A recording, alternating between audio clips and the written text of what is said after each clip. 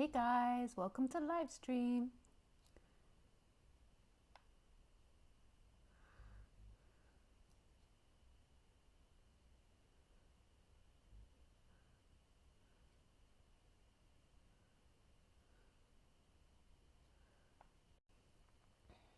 Just have to shut a few things before we begin and share the broadcast.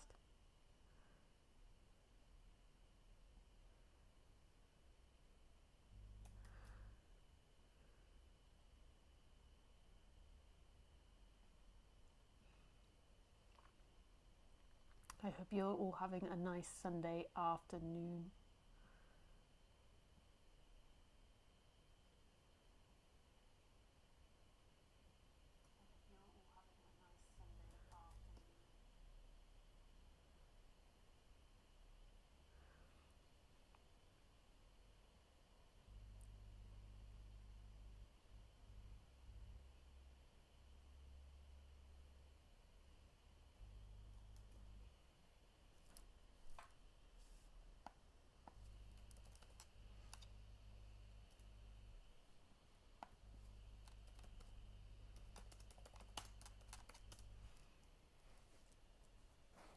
So if you always wonder what I'm doing at the beginning is once I go live, there's a certain, I have to put it on Facebook.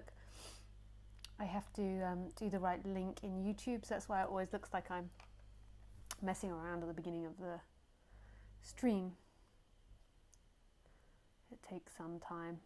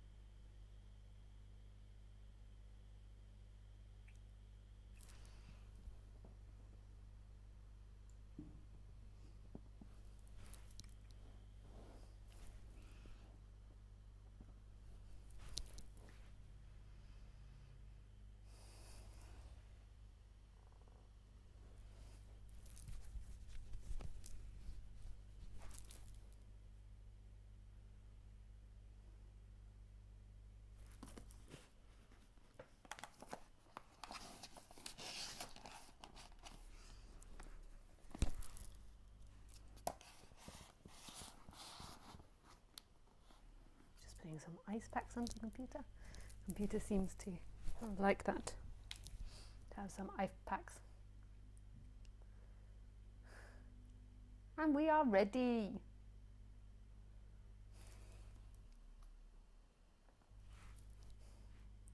So hi guys, welcome to live stream.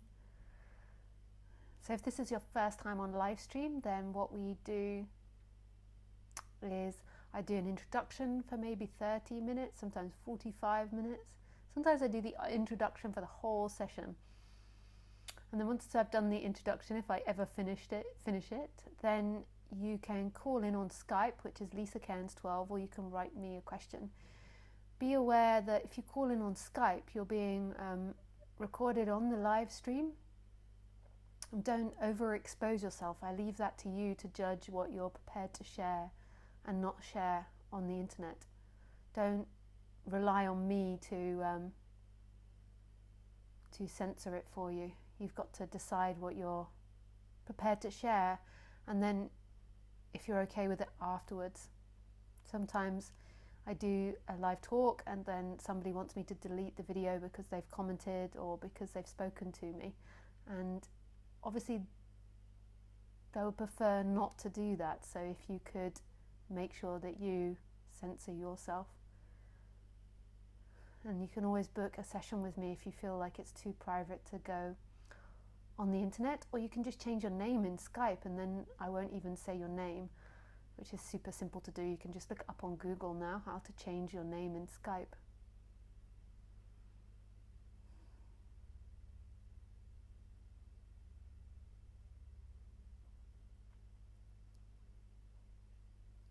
I do these talks every Wednesday and Sunday at 6 p.m. French time.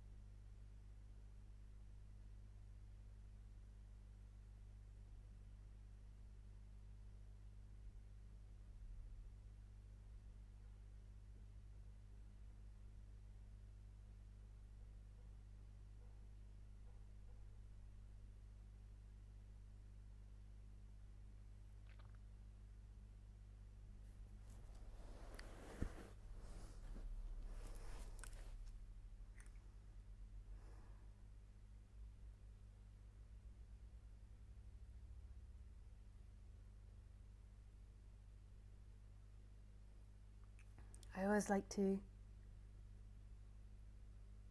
start the session with some silent sitting.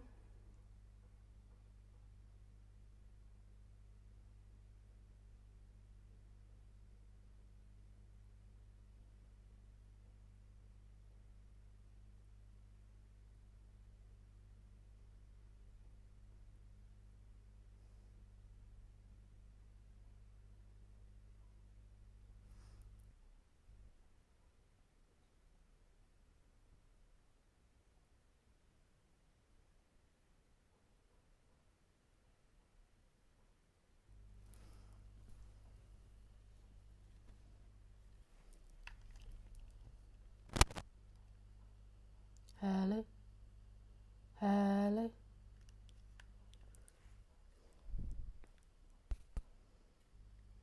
hello.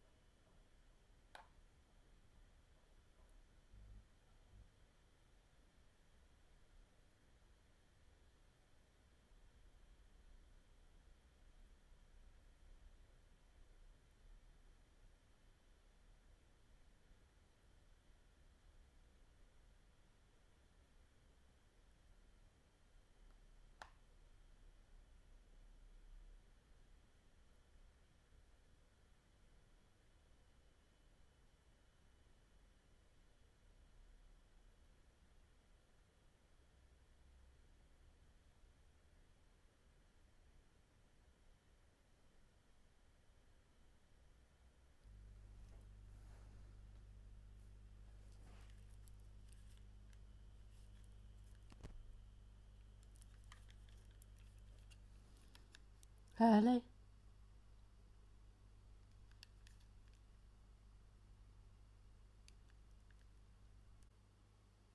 hello, hello,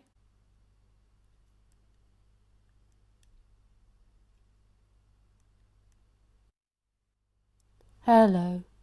There we go. I think that's fixed it.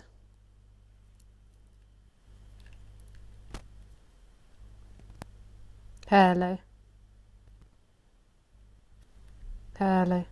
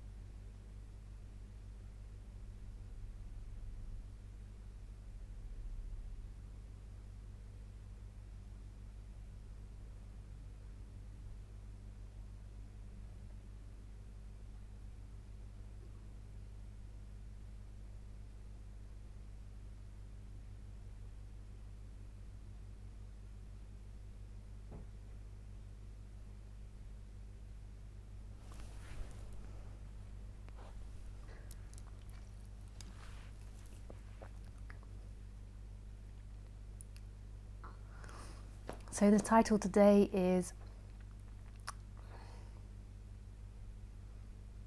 Living a Lie and What is Honesty? Sometimes I struggle to remember what the title is, but that is the title.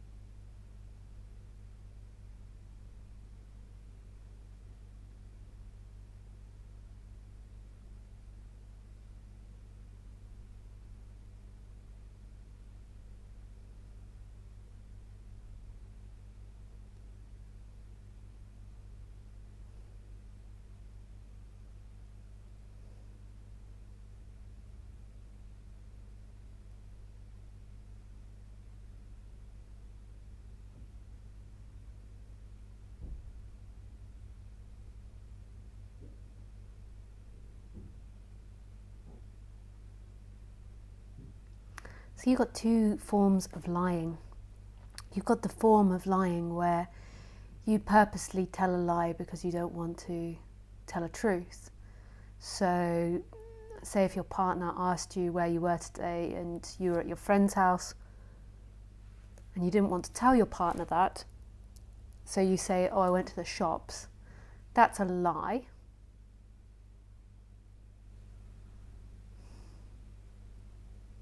But you lied knowingly, consciously.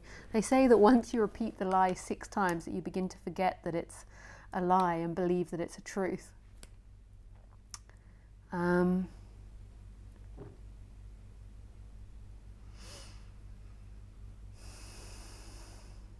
then you've got this other form of lying where you don't know you're lying, where you actually believe that you're telling the truth.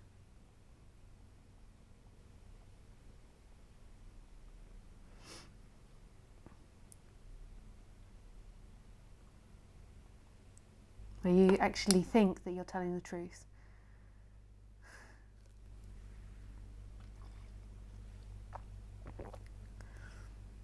If you actually drop into your body, then you can feel that what you're saying isn't right.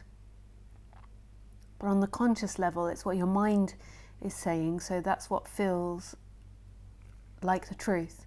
So say, for an example, your partner is putting the plates in the dishwasher the wrong way up and you've told them 5 times to put them the other way, and you begin to get annoyed, and then your partner turns around and says, are you annoyed? And you say, no, I'm not annoyed, but you're not actually conscious that you are annoyed. So on the surface, you might be thinking, why is he putting it in the wrong way? Why does he always do that? But you've not got any consciousness that you're actually feeling annoyed. So you say, no, I'm not annoyed. That's maybe a bit of a simplistic one. Let me think of a more complicated, unconscious lie. So say if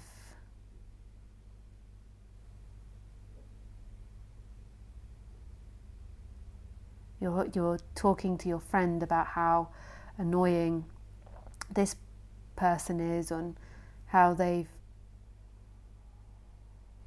done this or they've done that, and then your friend says something like, are you sure that they've not just upset you, or you just feel hurt? And then you're like, no, it's not that, it's just that they've done it lots of times before, and you can't actually feel that you're feeling upset or vulnerable. But on the conscious level, your mind is telling you that the problem is that they did a certain thing.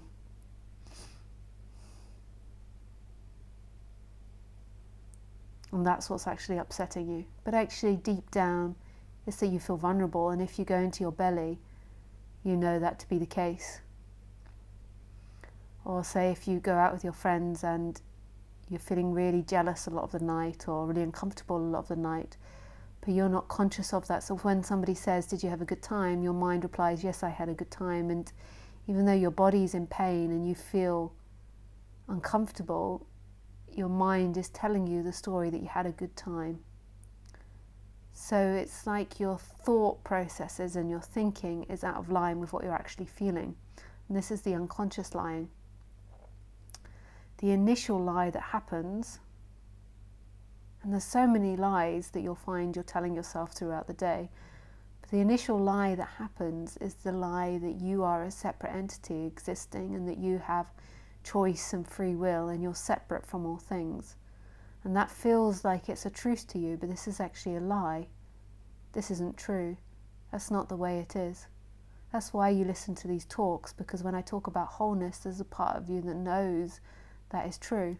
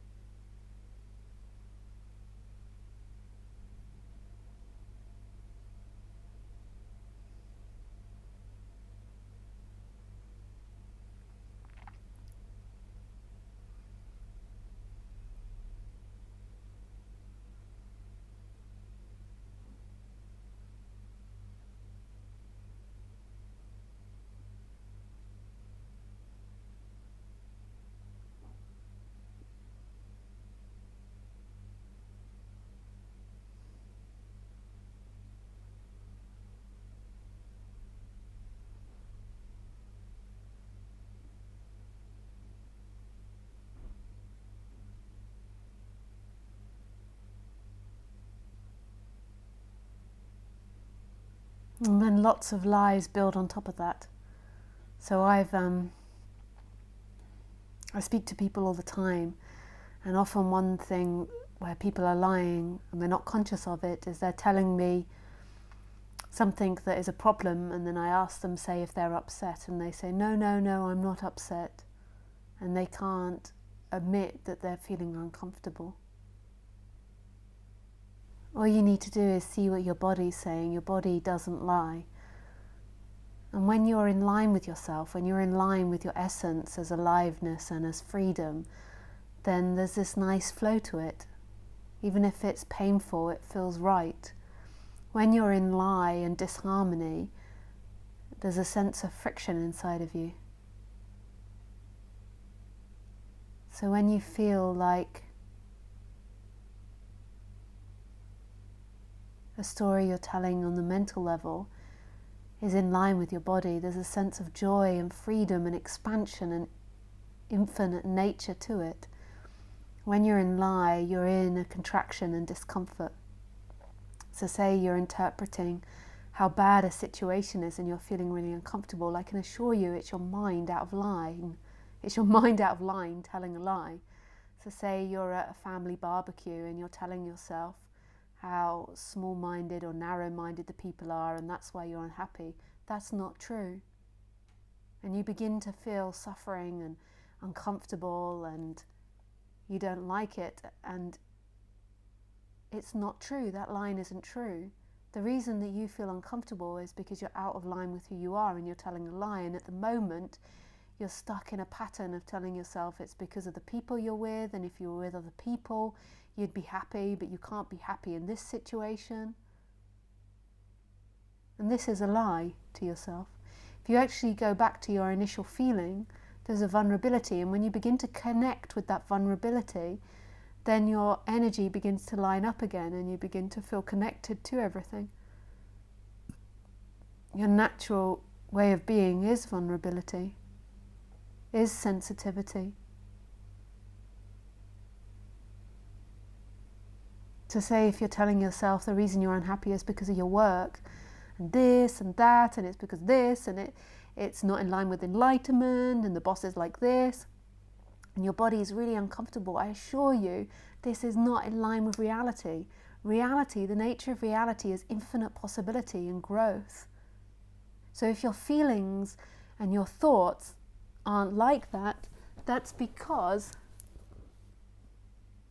you're lying to yourself. So if you feel really uncomfortable about that, it's because you're not telling yourself the truth. In that situation, the truth is what's happening. The truth is that this is totally mysterious, and that whatever you think isn't a reality. What you're thinking is doing is trying to help you progress. So when your thinking is in line with progression and expansion, then it's more in line with who you are.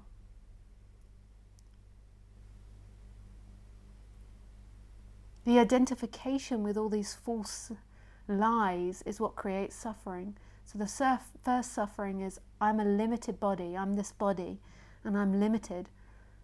And then there's all types of lies that evolve from that, and they begun to be believed to be true, and that you'll find your happiness in an event in the future. You're going to find it when you get to a better workplace, when you sort out your particular circumstances, when you have enough money. You'll never have enough money. Even if you become a billionaire, you'll still feel like you don't have enough, that you need more. It doesn't mean that you can't aspire to it, but when you're in line with your purpose, it feels like growth, it feels good. It doesn't come from fear, it doesn't come from anxiety.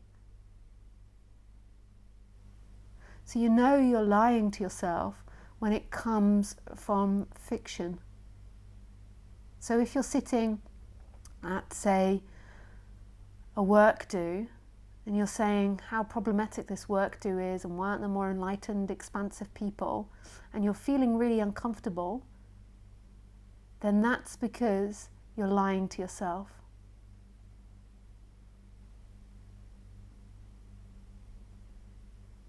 If you're saying that to yourself and you're feeling really comfortable and expanded, then more than likely you're in line with yourself, and the thing to do is to walk out.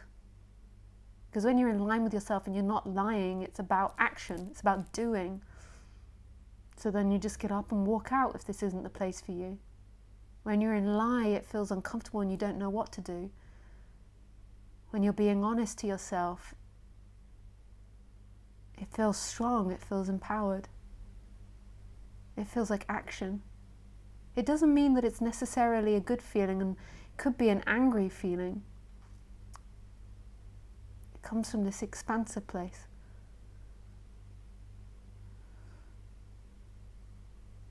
Honesty is following your flow.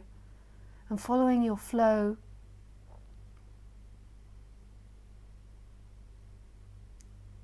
is this emptiness, this openness, this expansion. And you'll find that there's a way of being in that on the human level, and it lines up. When you're separate and identified, then you're in friction. You're constantly in friction. You're telling yourselves all sorts of not truths to try to get somewhere which will never be what you want it to be. You're trying to fit life into this idea of what you think it should be, and then you're trying to get to that place. And you're trying to make up all these stories to justify your actions, to justify everything. And the whole time you feel uncomfortable and you feel separate. And you feel like you're in conflict. And that's the lie. You know when you're lying because there is this anxiety, this sense that you're not home. When you're not lying, there's a sense of being at home. Even if you're having angry thoughts, it feels like it comes from home, and it's always moving to this place of infinity, or open to this place of infinity on the human level.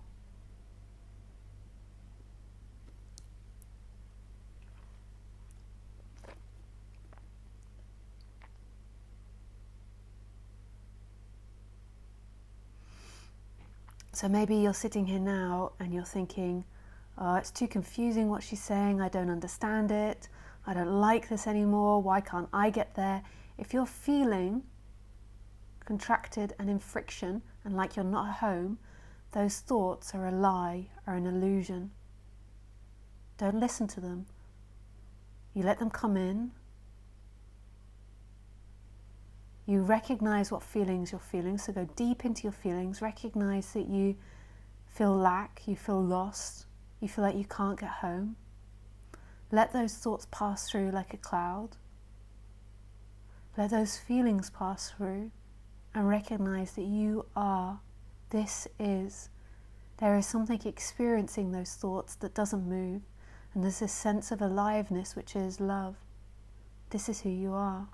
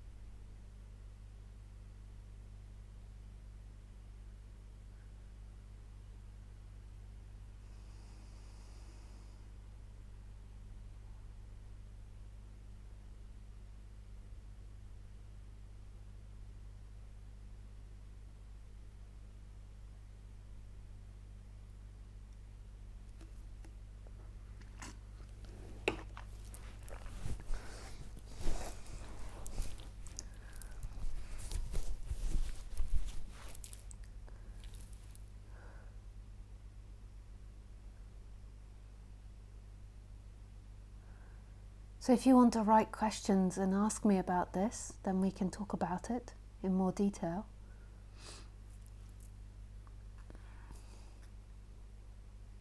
But the point of it is to come back to who you are. And who you are isn't this form, isn't this character. But the reason that the character stays strong and there is an identification with that character is because the character is so strongly seeking for freedom in time, so strongly to identify with the timeline and to get somewhere in time, to arrive in time. It's so obsessed with this game. Arrival, arrival, arrival, getting, getting, getting. And there is no arrival but here. Your freedom is here. And it's really truly seeing this, that anything you tell yourself about arriving in time isn't going to bring you freedom. Freedom is. This is. This is your freedom. This is your home.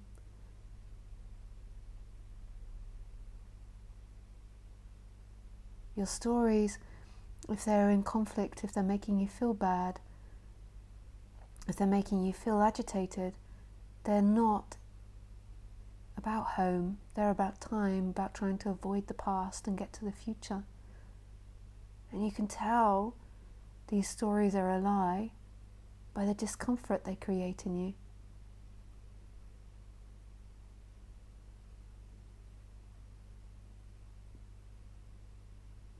So if your stories are telling you a story that you're not good enough in some way and you feel bad about that, then the seeking energies try to seek to stop that, try to avoid it, try to do something about it.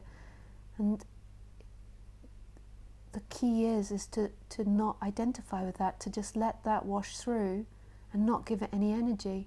See that that's not true, that's a lie, that's dishonesty. Who you are is this. You're absolutely perfect as you are.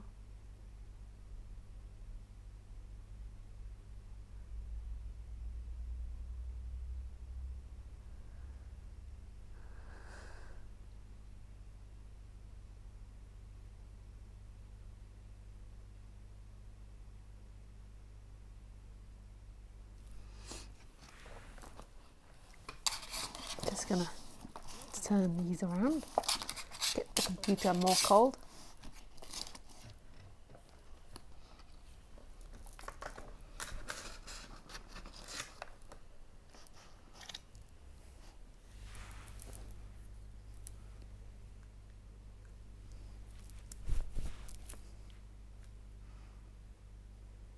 Okay, we'll take some questions. Hi Isabel. Sending you lots of love, Izzy Dizzy.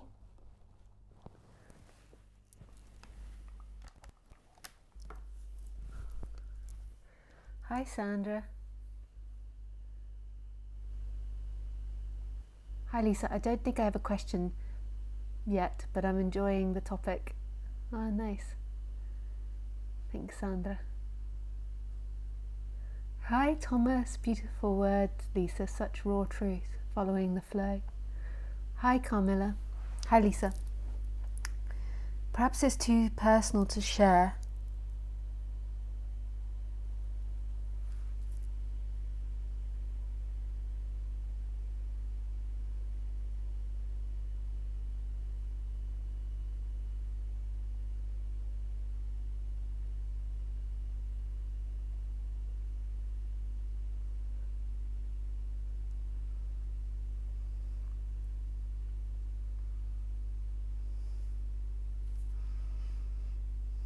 Yeah, Carmela, you're right.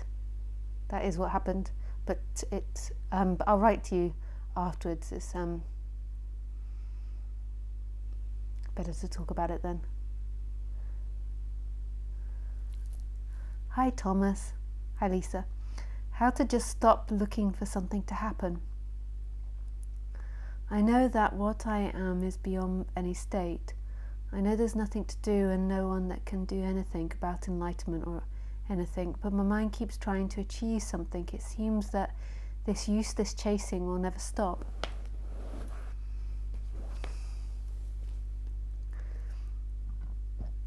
Hey Thomas, thanks for your question. You're very welcome to call in if you want to.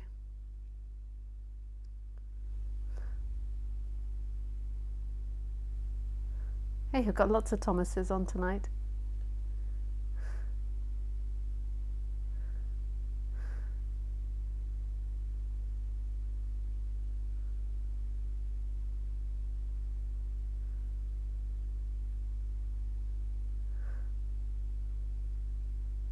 So basically you're slipping into victim stories. So you've got to become vigilant, Thomas. So your mind is telling you that you're victim to enlightenment, and you'll have had it at school, in the education system. It will be something that's come up again and again for you, and you're being fooled by it. And negativity, a lie, is presenting itself in your world, Thomas, and you're buying into it, and that's what you're seeing everywhere, and that's what you're attracting to you. So I know there is nothing to do and no one that can do anything about enlightenment or anything, but all of that is your mind activity and your judgment. So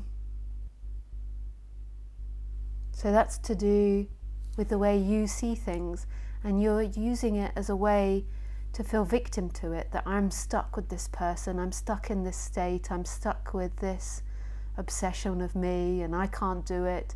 It's a really negative place to be stuck. So what you need to do is you need to acknowledge that your mind is telling you a story, and that what you're actually saying hasn't got anything to do with who you truly are, which is present, which is this alive presence. So you acknowledge that that's not true, and then you feel the feelings that are underneath it. So I assume in that the feelings are a sense of lack, and that you're not good enough, and that you can't make it, so a sense of disempowerment. So you acknowledge those feelings. You say, okay, where do I feel that in the body?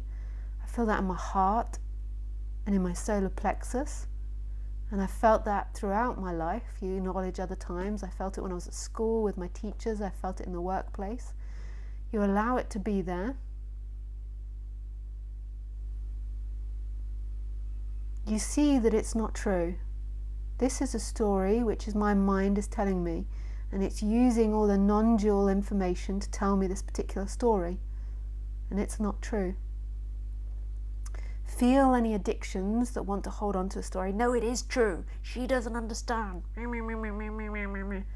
So feel all those types of things. Let it all come. Notice that there is this I am and this empty looking. There's something that's experiencing it, that's not identified with it. So it's appearing in freedom.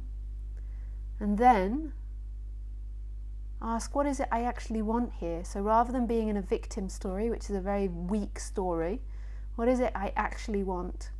And what I want is I want peace and I want freedom. And that's a beautiful want, and that's very empowering when you really engage in it without a victim story or a lie. I want peace and I want freedom. So you acknowledge that and you say, I am allowed peace and freedom. And then you acknowledge that you're present. And you do this with your stories. You've got to repetitively see the bullshit in them, rather than just following the pattern of being victim. Victim, victim, victim. Victim is an absolutely useless state.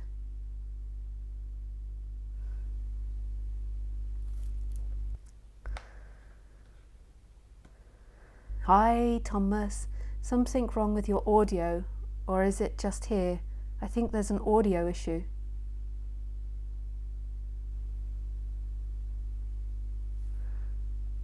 Let me have a look. I think it's just you. Nobody else has said anything.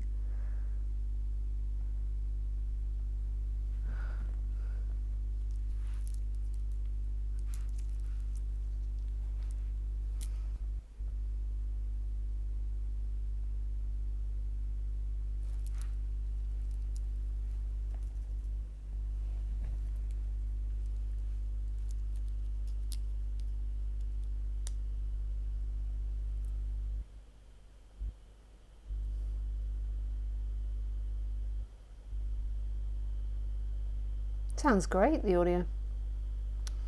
I think we're okay. For audio. I think you're okay. Okay. I think it's you, Thomas.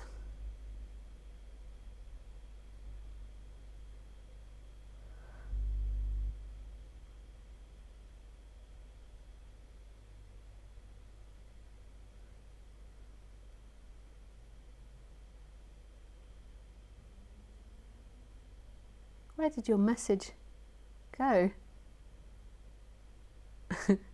That's funny. He just disappeared, his message. He had another question in there, Thomas. There's so many Thomases on here.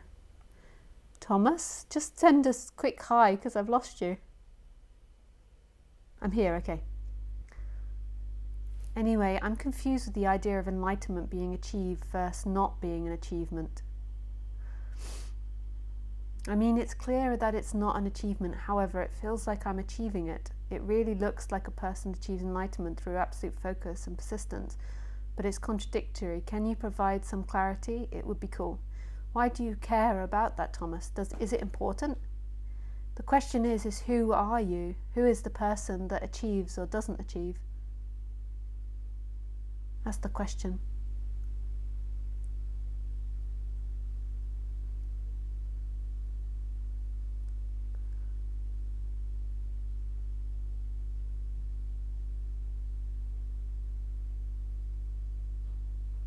Who is the person that achieves or doesn't achieve?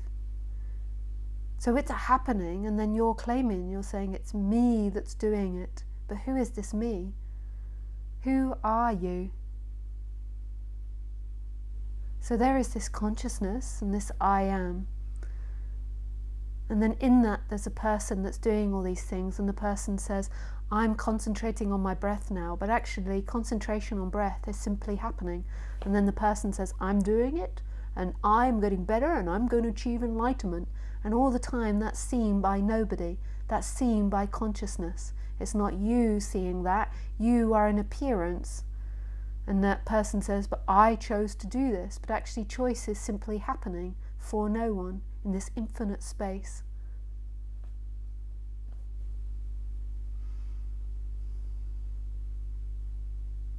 So the answer to your question is, it's a happening. Waking up is happening for no one. There might be effort and you might feel like you're achieving it, but soon it will be seen that there's nobody that achieves it. It's a happening. And it happens instantly. Even if it seems like it's a timeline, it's actually instant.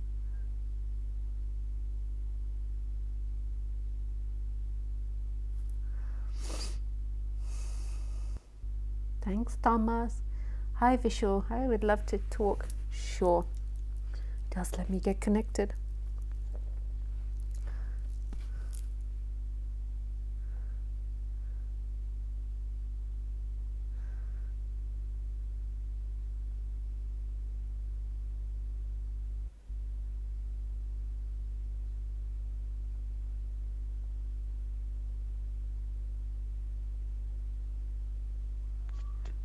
Hello. Hey. Hey. Hold on. Just Sorry, I'm trying to get you on. Uh, sorry, You want to call me one back? second. Yes, Okay. just 1 second. Okay.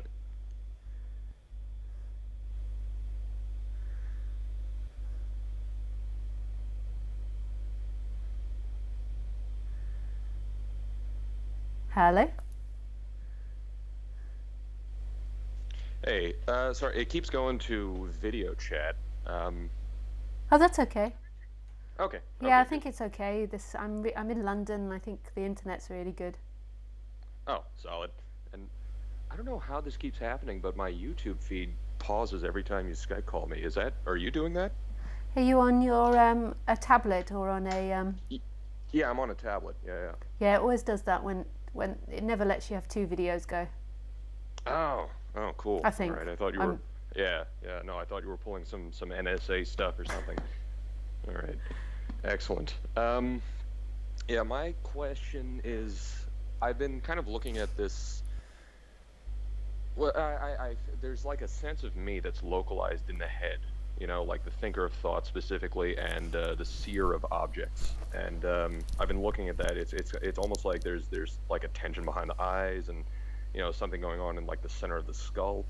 And yeah, that's kind of what I've been looking at, while I've been watching your video. Um, yeah, and I was wondering if we could possibly explore that further. Yeah, sure.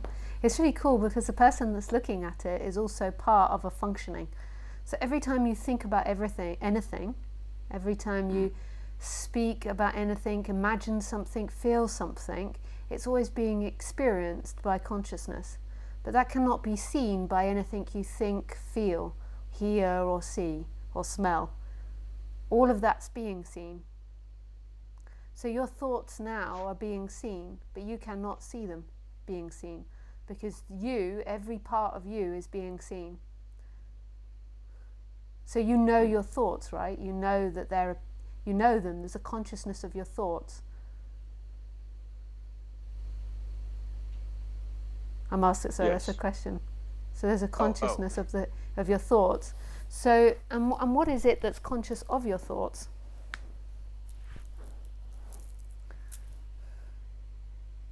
It's awareness. So what can happen in your mind is you can think that you can see awareness, but you never can by any thought or any perspective of the human. Everything is being seen. So I call it consciousness rather than awareness. I call it the big consciousness. So because I know that everyone calls it big different things. Some people call it awareness, but you can call it awareness. But just so you know that when I say consciousness, that's my terminology. So Okay. Yeah, we can use that. the big consciousness is um, is looking at everything now. So you're sitting on a seat, I presume, and you can feel that, and there is something that's conscious of it. Mm. That's appearing in consciousness. It's not unconscious that you're sitting on a seat. It's conscious.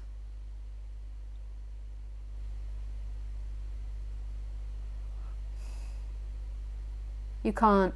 The thought might not be present, but the feeling is there, or the room. So the room now is appearing,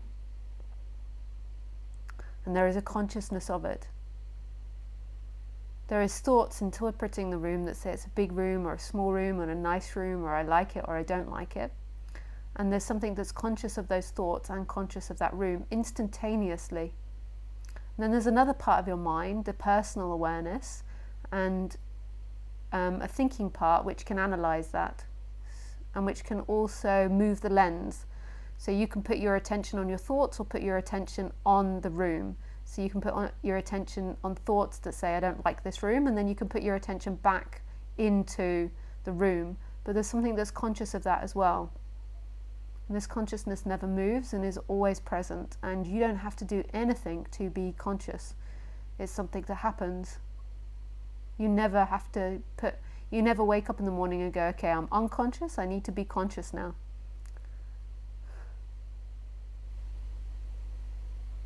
It's not something you turn on. Now, some people call the unconscious, like in Freudian terms, So we're not talking in that way. So there is an unconscious that's happening that's making you behave the way you do, but we're talking about big consciousness. So you never switch that big consciousness on. You don't wake up and say, I'm unconscious, because what would unconscious look like? And say, I'm going to switch the consciousness on, and I'm choosing to do that. The consciousness is just always there and happening and free and instant. It doesn't take any time to be conscious of this room. It happens instantly. It's timeless.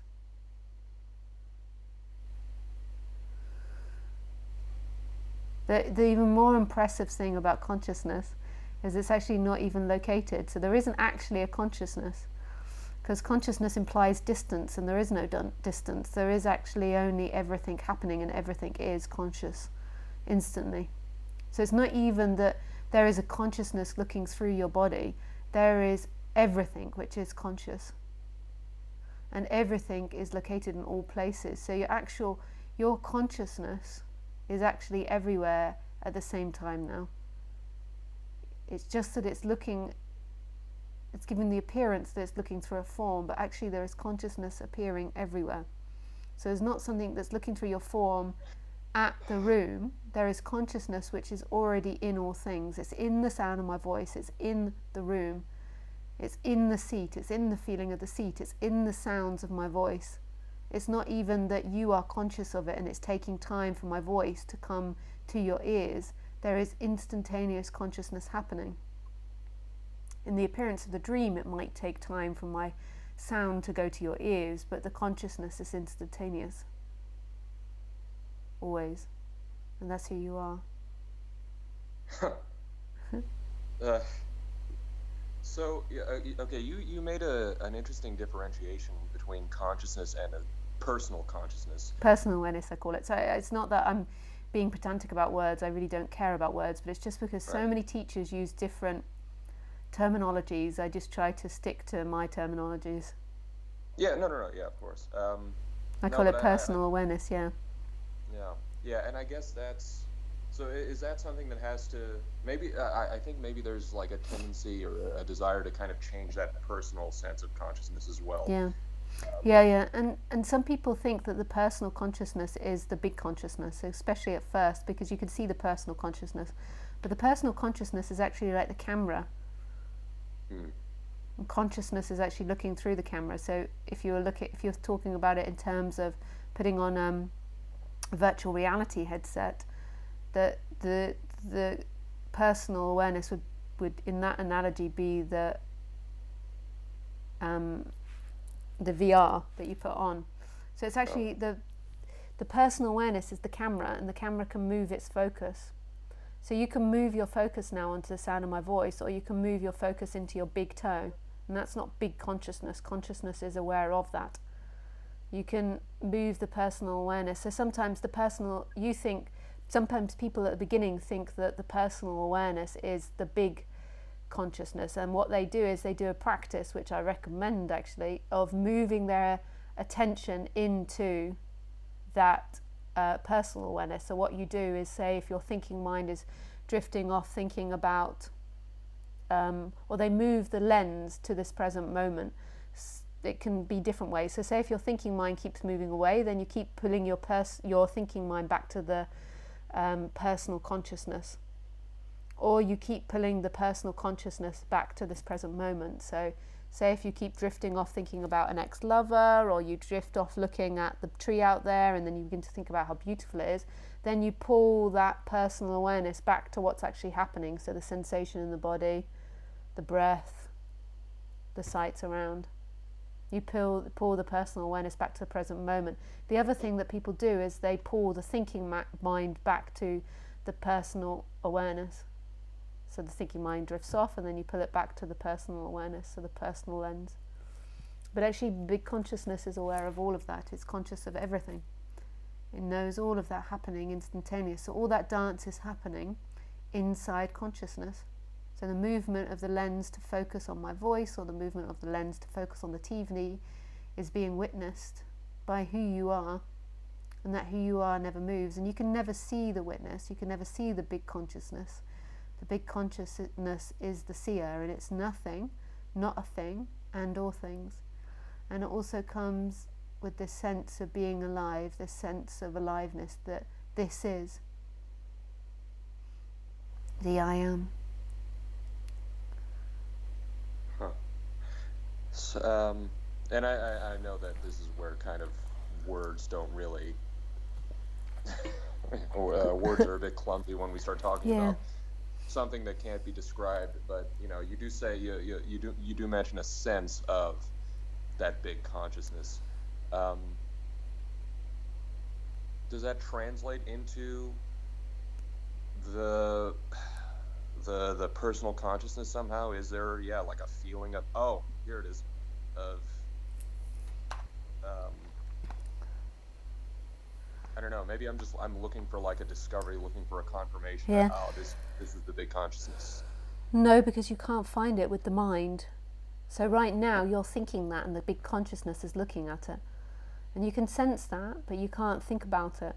There's a knowing of what's being talked about there, but you can't think about it. So your thoughts arising now are being watched by something that cannot be looked at. You can never look at consciousness. You can't turn around and look at it, because who would look at it? But you, the one that wants to turn around and look at it, is being looked at.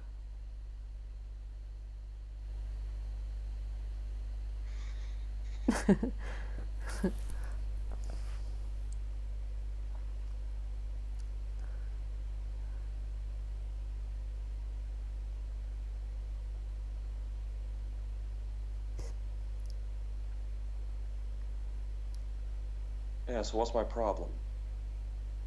Your problem is that you've got an energy of seeking to look for it. So there's a part of you which doesn't feel like it's at home and wants to arrive at home. Yes. And that's the problem. So that this energy wants to get there, and it believes that it can get there. You believe you can get there, but everything about you is being witnessed and being watched by a stillness that's here. So you can't arrive at it, and this is very frustrating for that person. But who you are is watching that person. Who you truly are is watching that person. So the person that said, is being watched. And that's who you are. That's the freedom. So what you can do is you can look at the feelings that are arising in you and what feelings are rising in you at the moment. I can't guess, but I'll just say something just to give us an example. So maybe there's a slight feeling of agitation and frustration. So what you can do on the human level is you can become aware of that feeling, become aware of this energy that wants to go to the next moment, and the energy that feels frustrated. So this is the personal awareness, coming aware of that. Acknowledge that feeling in that body, and acknowledge that seeking energy in the body, and then come back to that natural want. So your natural want underneath that is to, I'm not sure, but let's say it wants peace or it wants home. And when you say that, acknowledge that you're totally allowed that, and it should begin to relax your seeking energy. You're totally allowed to be at peace and to be at home. You just go through those stages. So you first of all admit what you feel, then you acknowledge where you feel it. Then you ask, what is it I want? I want to get home, I want peace. And you say, I am allowed that. I am allowed to be at home and I'm allowed to feel peace. And that might relax that seeking energy to an extent. And notice all of that is being watched by freedom, by this infinite freedom. So basically what I talked you through is the human surrendering a little bit to what it is. This person getting used to what's actually happening rather than trying to seek for something in time of what's happening, trying to run after something in time. So what I would assume would happen with you is, rather than uncomfortable feelings, is more compulsive thinking. So just notice if there's compulsive thinking happening. Notice that there's a sense of discomfort in the body, that you want to arrive somewhere. Notice that you believe that you're going to arrive somewhere. And then what is it you want? I want peace, I want to feel at home. And you're totally allowed peace and to feel at home. And then in that, there is this consciousness right here, this I am right here. And you can move your attention back to this feeling of I am, which is love. But it's the person that's doing that, so it's the separate person that's doing that. But it can keep moving its attention back to I am, this is, as a practice to try and settle it.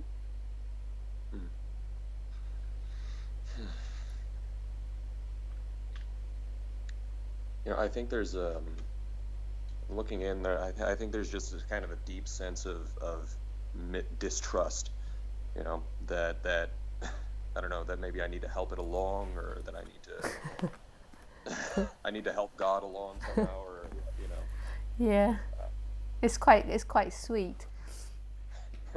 But you named it correctly. It is a sense of distrust. So you're acting out of a sense of not trusting life, and that's a lie, because you are life, and life is absolutely trustworthy.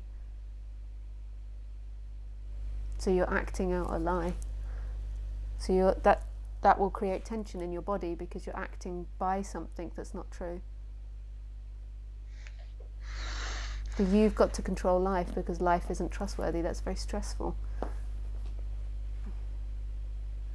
And that can't be what life is. What life is infinite possibilities and wonder. All you have to do is acknowledge what you want, and it will bring it forward. What it wants in a positive way, not in a lacking way. I want peace and freedom, and you can feel what the positive wants are, what the natural wants are. Because they feel nice, they feel expansive. Not the needing, seeking ones. I need to get this because I have to control life. Life will let me down. Life will do something bad if I don't control it. Life will bite me in the ass if I don't capture it before it does something bad. This is the way most people live their life, and this isn't true. This is a lie. There's not a monster out there that's going to get you. The monster is leaving home. That's always been what the monster feels like, is stepping away from home. And as soon as you step away from home, you've got this separate life that can potentially kill you, this separate life that you've got to control.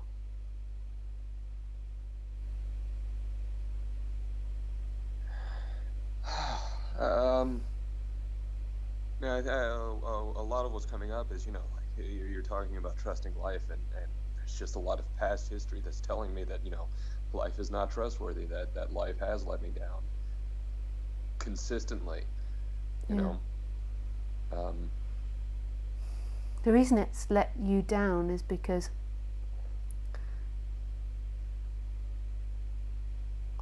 on the human level, you were asking for that.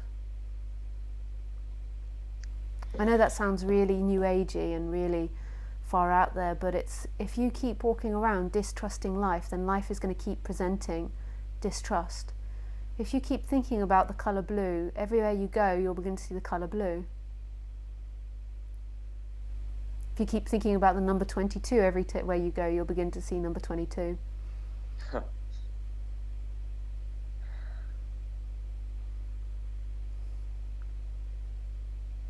If you keep focusing on being a victim, then you'll keep seeing the abuser. It's the way this life works. It's not that it's against you, it's just that life has been giving you what you wanted, and what you wanted was to see that life was untrustworthy. You weren't conscious that's what you're wanting, but that's what your energy was pulling forward towards you. You kept saying it's not trustworthy, and you kept looking for proof until life showed you proof.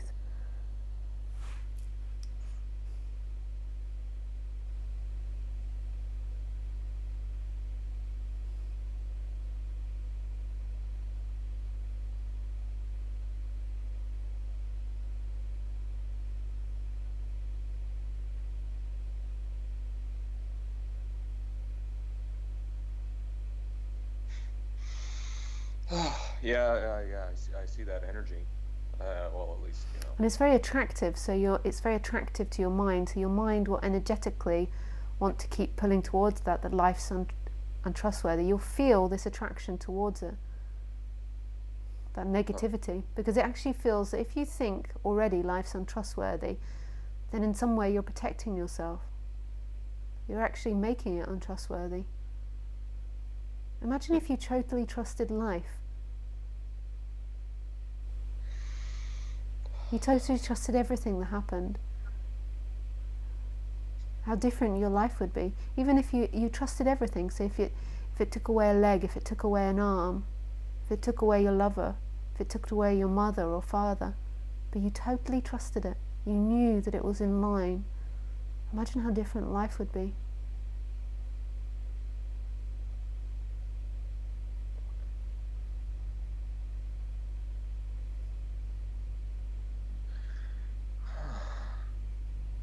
If you don't trust it, all those events will be reason as to why life isn't trustworthy.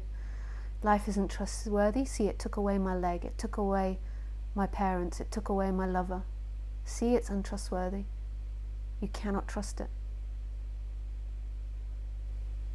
I have to protect myself. And then that's the experience you have. What do you really want? What do you truly want?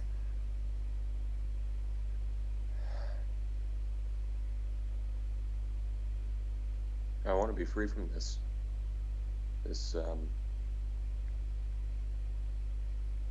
Yeah, I think deep down I know that this isn't working. This untrustworthy, this not trusting life. Yeah. And so do you need to keep focusing on that's what you want, to be free? So as those thoughts come up, acknowledging them for what they are, and it's not true, letting them pass through, not acting from that place, not jumping to action every time that agitation of distrust comes up. See, it's not true, it's not true. Even if somebody walks all over you and stamps on your heart, you don't let the thoughts come in and say that something bad happened, that life is untrustworthy. You say, this was a really valuable lesson. Thank you, life.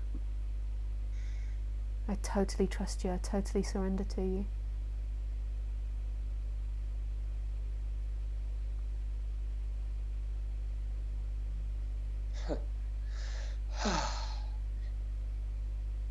And it's true, you know?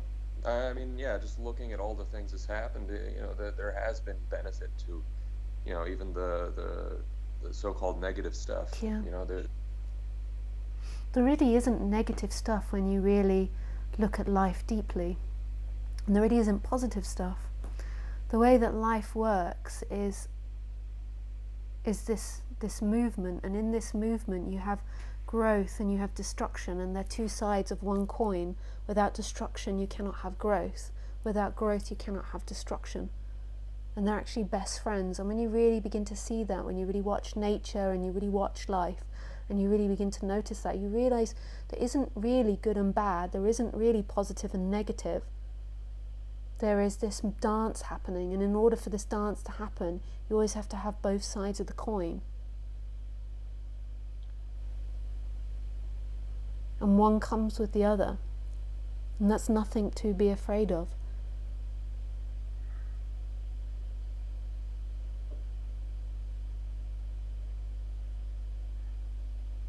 What brings you fear about it is the neural pathways that you grow, the thought processes that you grow to try to avoid it.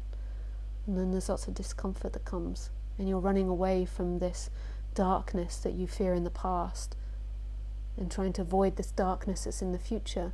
But the darkness isn't in the past and future. It doesn't work like that. The darkness is part of the light, and the light is part of the darkness.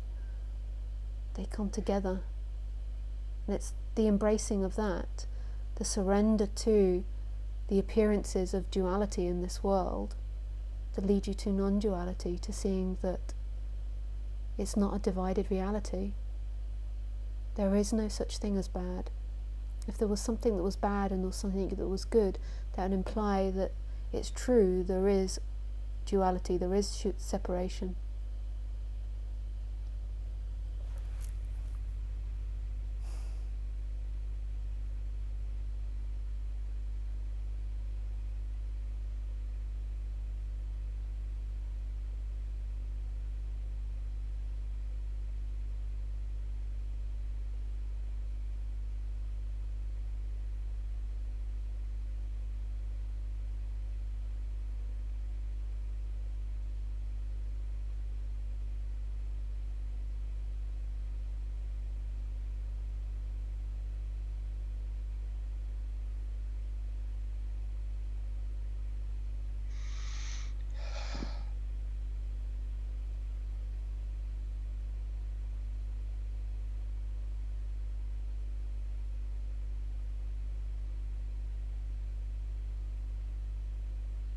It's about total Well, surrender into this. And in this there is no opposites.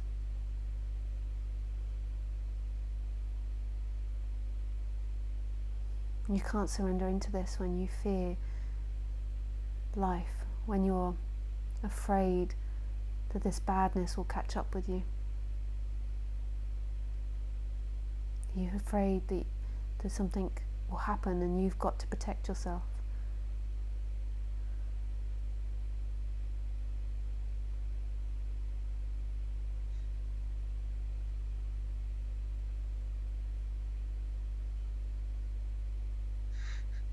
I feel my protective instincts coming up, like protecting myself from what you're saying. It's Don't worry, you can listen to it back later. okay. You can have a second go. That might be useful. But no, I feel like something's really shifting right now. Yeah, just something profound in the notion that there is no positive, no negative. It's a different way of looking at things. It's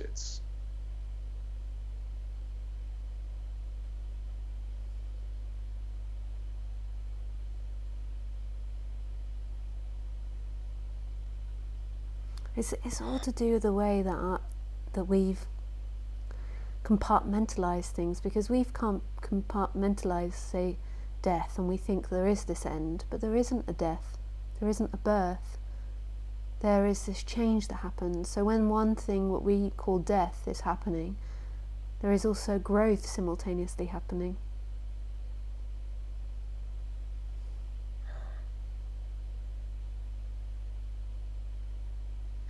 This is all the time happening in everything. And we don't know the effects of anything. We just know what is. And we surrender to that. The person is fighting it, the separate person is fighting it. It's trying to control life with what it knows, with what it imagines, and it can't. So it's just surrendering to this, that energy which is holding on to the person, holding on to time. It doesn't mean that you become a total passive character. This isn't what's being talked about. It's this energy of the person that's in between the consciousness, the empty looking, and the character, and saying, this is who I am. This collapse, and then action happens for no one, looking happens for no one, speaking happens for no one, and then the person does its dance. The person is angry, sad, happy, joyful, fearful, but it belongs to no one. It's innocent.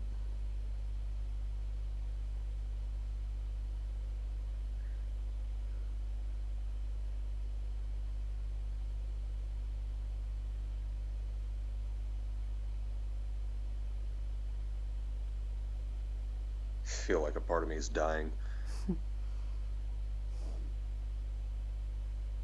You can let it go. You can let everything go. Everything that you think you have to hold on to or protect, you don't have to do it. You only have to follow love. That's it. That's the only instruction. Just follow love. It's not even someone separate that follows love. It's just allow love to act. You can let it all go, this life. Your mother, your father, your sisters, your brothers, your children. Let it all go and it will happen. Life will take over. Give it the reins back. And it will happen exactly how it's going to happen.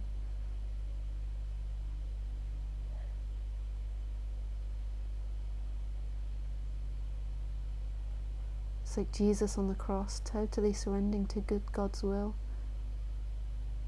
There's nothing for you here but a world of suffering, where people are trying to fight, where people are lost in thought and their own daydreams.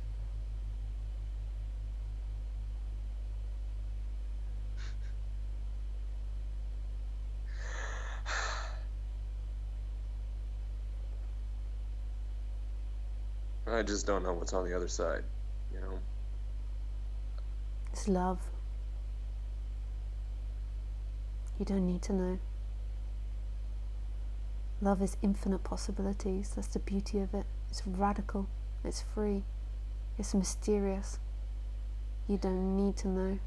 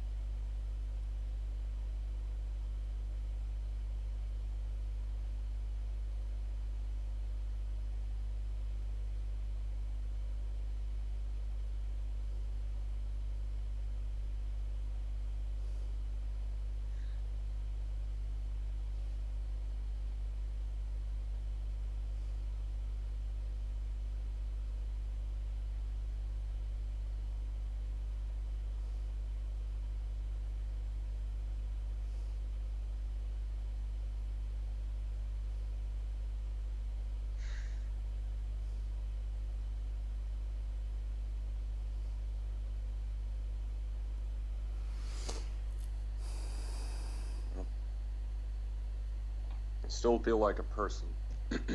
Sorry? I said I still feel like a person. I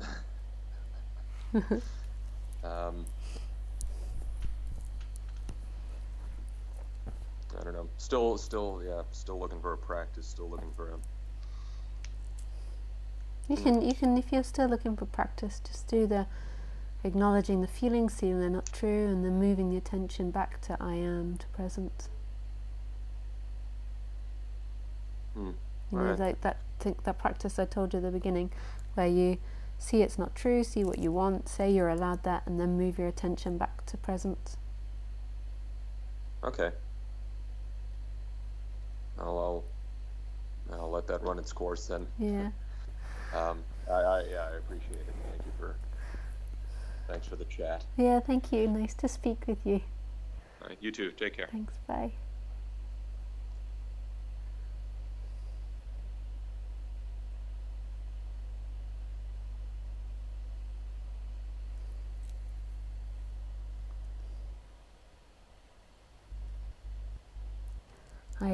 I need a drink. I'll run out of drink. And when you're talking as much as I do, your mouth needs a drink.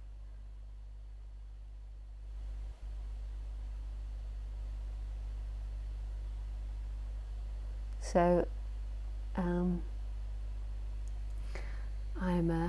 going to get a drink.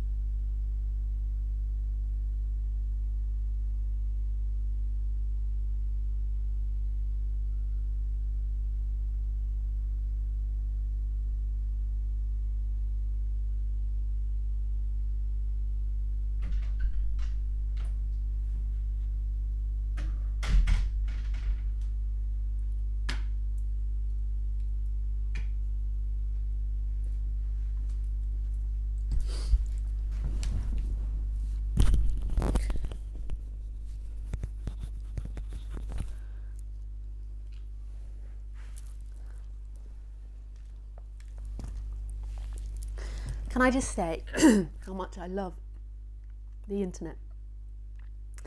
I just think the internet is so amazing. I love it. I love it that I can do these streams, that I can talk to people online. Wow. Oh, Lisa, it's so good to see you. Wow, you build in another perspective. Haha. That's really cool. Yeah. A side perspective. Hi, Lisa. Thanks for this good talk. It's helping me for things which are happening this day. I had an argument this day with my ex-boyfriend. I can feel the surrendering to life, the lesson in it. Yeah, and arguments happen.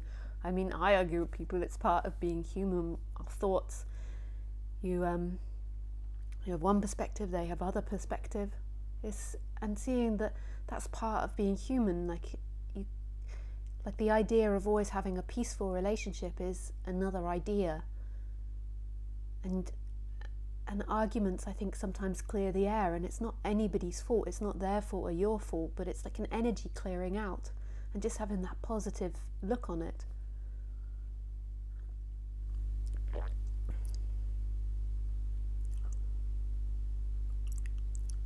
Which, Thomas, I think we Thomases stand a better chance of letting the identity go in this moment. We're the same yet different. Amazing. Yeah. There seems to be a lot of Thomases that come to my talks. It's funny. I wonder what the name means, Thomas. Ricardo. Hi, Ricardo. Hello, Lisa. I trust you are well. Pardon me. I have to admit, when I went into the kitchen, I had a little nibble. I had some nuts. I trust you're well. I have a question. Why negativity seems too much more accepted than positivity? Why, when something is negative, it gets much more attention than a positive thing? Thank you. It's very simple, Ricardo. The reason why negativity gets more attention is because our thinking mind, is about fixing problems. So our mind, when we walk into a room, it's attracted to fixing the problems in the room. So our mind isn't designed to walk into a room and think this is an amazing room. Our mind is designed to fix problems. That's what our mind is. But we've abused it and we've become identified with it, and we've believed that's who we are. So you have to be careful when reconditioning the mind. So it's like every time your mind is creative in fixing a problem, you have to give it positivity. So you go into a room and you see what the problem is and you give it positivity, but you notice what it is. You notice the wild beast of the mind. When our society believes that we're found in the mind, so you believe that you are a thought. I know you think you're much more than that, but actually you think that you're an action in the past, which is a thought appearing now. You believe that you're how much money you've collected, say your job, which is a thought appearing now. You believe you're your looks, which is your thought appearing now. You believe your behaviours in a past, which is thoughts appearing now. So everything you think you are is a thought appearing. And you've got to remember that thoughts are about fixing problems. So you have thoughts about yourself and then you try to fix yourself. Ugh, what a drama. So the true freedom is seeing that that's not who you are. The thinking mind is not who you are. And giving it its freedom to go back to its initial job, which is fixing survival and being creative. So for me personally, I give my mind creative projects to do, which are really positive for my mind. So I'm a triple Gemini, so what my mind loves to do is to communicate. So it loves to do this. It loves to speak about non-duality, and it also loves to create stories. So I write scripts and create stories, and I love thinking about that. And that's a really positive thing for my mind to do. And you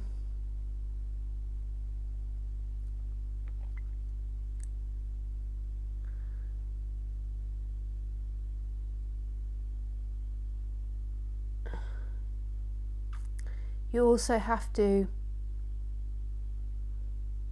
allow your mind to try to find the positivities, but without really being aggressive with your mind, as seeing your mind as a negative that's got to be fixed. So you've got to find your positivities and restructure things. So the mind will go off on like, oh, it's a bad day today, the weather's bad, I don't like this, I don't like, and it easily goes into lots of negativities. And so reprogram it. What is it I want right now? I want now to feel happy, and focus on that. So put the attention on that. But that's why the mind is attracted to negativity, because the mind, the designing of our mind was to fix problems. And it's brilliant. Our designing of our minds to help us be alchemists, to help us transform objects into other objects. We're brilliant alchemists. But we identified with that thinking mind, and that's not who you are. The freedom is realizing who you are, and your nature is love. Your nature is infinite possibility. So you'll be a more happy, balanced person on the human level when you can line up with that nature, and you can be in an expansion. And focusing on what you want is being in an expansion. So what I want is love and connection in this situation. So focusing on that is a very positive, expansive thing. Focusing on why you don't have love now, and I never get love, or I never get attention, that is a very negative thing. That's very out of line with your natural way of being. Thanks, Ricardo. Thomas means twin. But that's why they're attracted to me, because I am not only a one-time Gemini, not just a two-time Gemini. I am a triple Gemini, a three-time Gemini. So I attract twins. Hey Lisa, why is something sometimes so hard to surrender to what is? Even if it's intellectually clear that there will be never something different than this, and it's completely futile to try to make it right. Well, I answered that with Ricardo, but it's also to do with the feelings that are produced. So you've got the thought that there's a problem and there's something you don't like, and then you've got this feeling, which makes it more intense. But notice that that's a negative thought. Why is it so hard to surrender to what actually is? So notice that that's a thought process. Why is it so hard? And then you think of all these times that it's hard and it hasn't happened, and you're actually in a bit of a victim negative mentality. So transform that thought into, I want to be intimate with all that is, rather than focusing on that negative statement. So keep redirecting that attention, and then see that you are, this is, and I'm allowed to be intimate with everything that is. Don't give this any food. Notice that thought, and then it goes past. Bye-bye. Notice the feeling, then it goes past. Bye-bye. And then redirect. I want to be intimate and connected to everything. That's a very positive want. I'm totally allowed that. And then notice that you are, this is. Thanks, Atesht. And thank you for putting your picture in the other week. I know who you are now. I can't pronounce your name, attached, but I know who you are. Thomas from the New Testament was one of Jesus' disciples, known mostly as the doubter. Sometimes I have been quite a lot, or highly critical thinker for sure, when it came to Jesus rising, but ultimately it comes from where it means twin. I don't really identify any one meaning with my name, however. Thanks.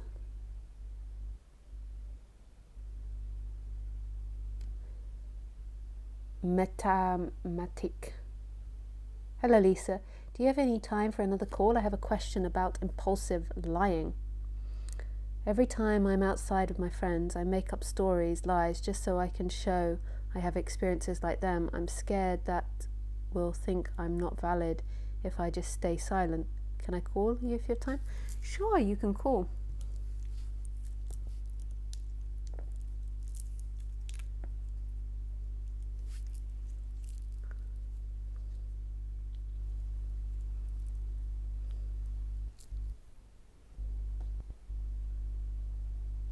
So call in me.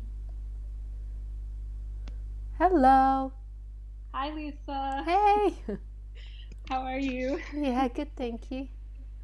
So I have a question about like impulsive lying. Yeah, just before, because I can tell that you're going to talk about your personal life. Just be aware, because the last couple of weeks I've had some callers that have come in and then felt like they've overexposed themselves, because then it's on the internet afterwards. So just be Yeah. aware of that. Yeah.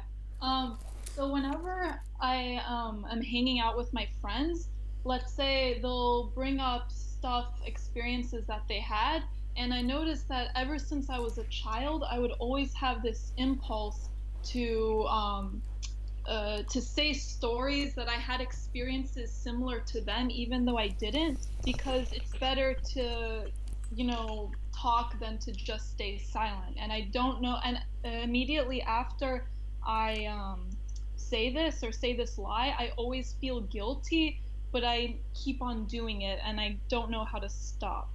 Yeah. Do they never realize? Well, I feel like sometimes they could tell that I'm over exaggerating things, but they never really tell me up front. Yeah.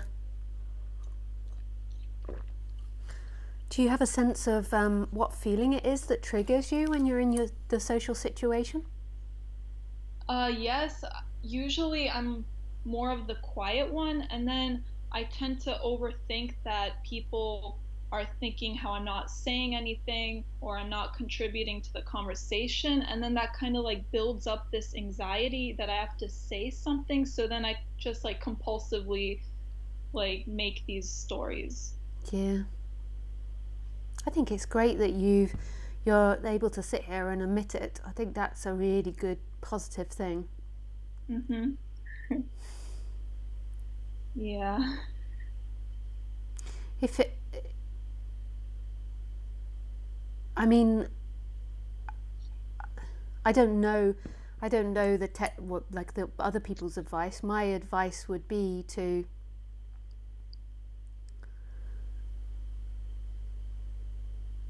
be as authentic as you can to them. So one way you could start it is to admit to them what you've been doing, Mhm. and begin from there, and just to admit that you feel shy and you don't know what to say. You don't have to be someone to be liked. You see, if you carry on this situation, what you're always saying to yourself unconsciously is you're not good enough the way you are. Yeah.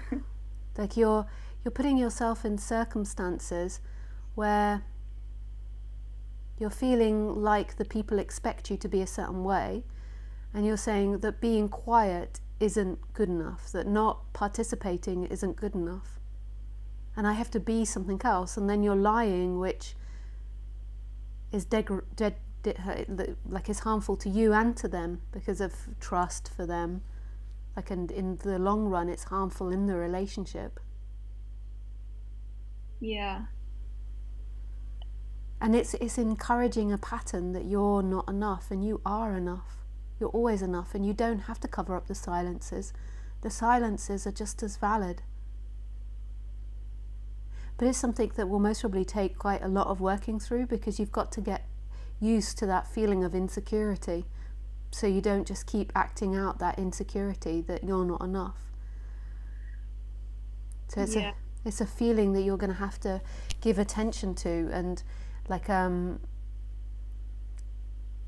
get used to feeling that feeling without acting out. Like I feel like when I was a child, I used to not really talk with the other kids, and so people would say, "Why don't you ever talk? Are you a mute?" and that kind of stuff. And then that really, I guess, got to me. So then as I as a child and as I grew older, I would start impulsively talking even though it wasn't truth. Yeah.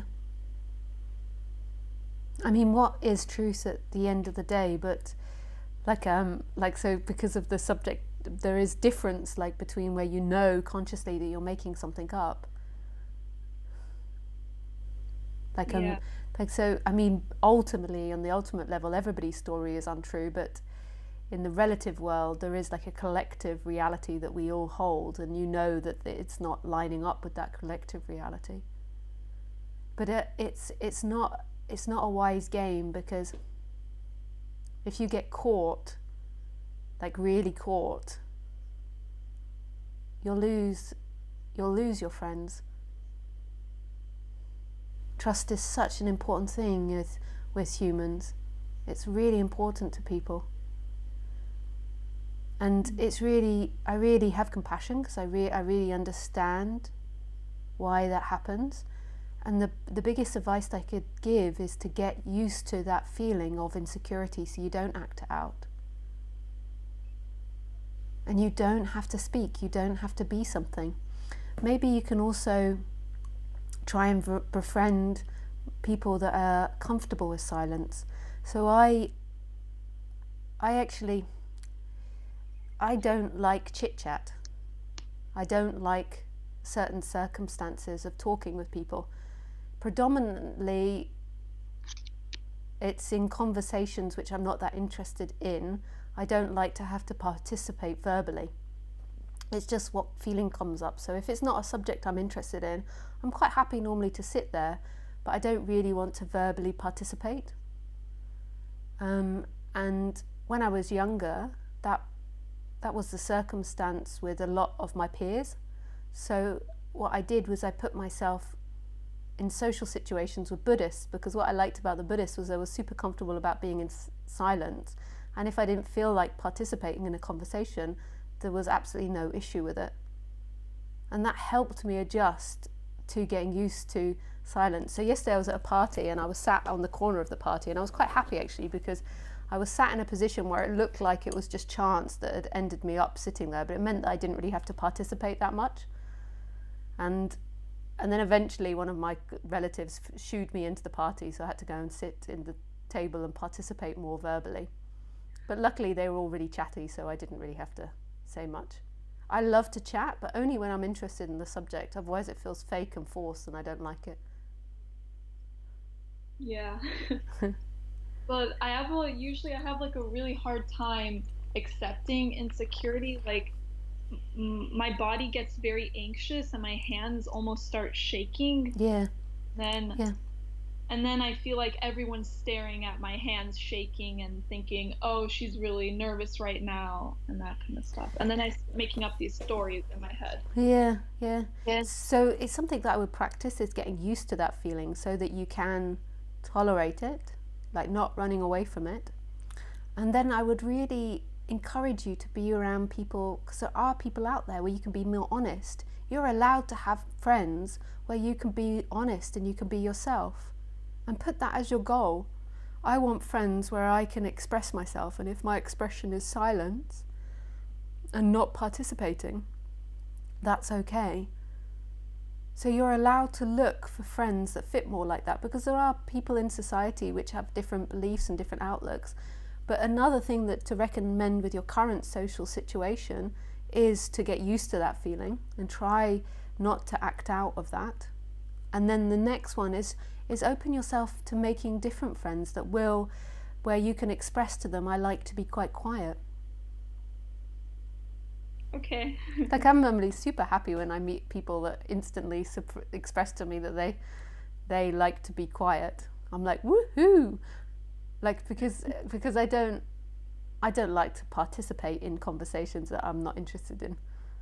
And I feel compassion for other people, because I also feel sorry for them when I can see that they're so used to always talking, and they're used to a certain reply, and they want you to reply in a certain way. So I do feel empathy and compassion, and I sometimes make effort in certain circumstances, but I try not to, because I feel like it's healthier to be as genuine as you can. Okay. I'll try starting with the getting used to insecurity. Yeah, yeah, and there's exercises you can do to help pass it through your body. There's lots of, you can look it up on the internet or you can watch more of my talks. I don't talk about it that much, but exercises to help that because it's meant to be a trauma that you're identifying of when you were younger and you're put under pressure, like, and helping to deal with it. Do you mean exercises like in shadow work or? Yeah, there's also the rapid eye movement as well. I've forgotten what it's called. You can look up rapid eye movement, which helps digest trauma. It's like based on the theory at night time we digest trauma, and when we're digesting it, our eyes move rapidly, and so they do it so that you consciously remember things, and you do this rapid eye movement.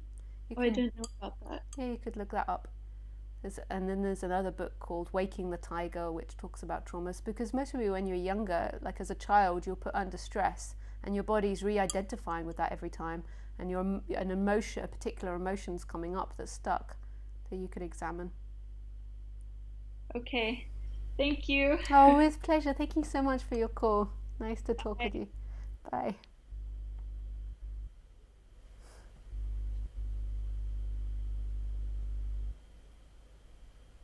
EMDR it's called, it's the name. Oh, thanks, yeah.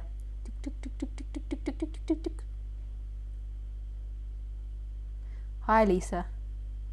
You attract people of the same age group, and Thomas was a popular name at one point in that time. So you get lots of men that name, yeah. Like there's a lot of Lisas in your generation. Yeah. Yeah, and into non-duality, yeah. Hey, Sebastian. Hi, Sandra. I really appreciate the question. I can very much relate. It's not a good strategy, though.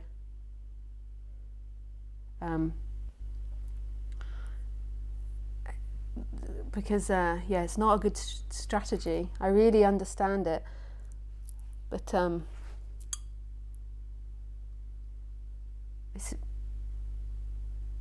it's not good for your self-esteem to feel like you have to embellish your life in order to make it acceptable for people. But I'm so grateful that you called in and you were so honest, Meta. That's really beautiful. I'm so with you when it comes to socializing when disinterested. Seems so fake and forced to me. Don't see the point at all. Otherwise, I'm quiet or can be weirdo who turns mundane discussions into something considered out there or bizarre. I'm quite happy sitting there when people are having conversations I'm not super interested in. Hi, Tim. Oh, there's lots of people I haven't responded to that have asked questions, but it's time to go now. Hi, Livy. Hi, Lewis. Hi, Thomas. Hi, Fatima. Hi, Megan. I haven't read your questions. Hi, Jose. Hi, Burn. Hi, Tim. So thanks, guys, for all your questions. I'll read them afterwards, but I have to go and walk the dog with my mum now. We were meant to be walking her quite a while ago, and I got distracted, and so I promised her now. So thanks, guys. I send you lots and lots of love, and I shall see you at Wednesday. I think I forgot to do my advertisements for my retreat, and so I've got a retreat coming up, and I was just going to remind people, if you do find that you have excess money, there are so many people that I've got on the waiting list for my retreat that would like to have scholarship to my retreat. And the way that I do it is, if people have excess money and would like to share, then they sponsor someone to go on the retreat. And of course, I do my part, like I give as much discount as I can. So I give all my discount, like they don't pay for the teaching fee, but I can't afford to pay for all the other stuff, the food, the lodging, etc. So if you do find that you have excess money just lying around, which I'm sure loads of you do, and you feel like it's something you would like to do, then you can find the info on my website and sponsor someone. And it's so beautiful when that happens. It's very nice. So thanks, guys.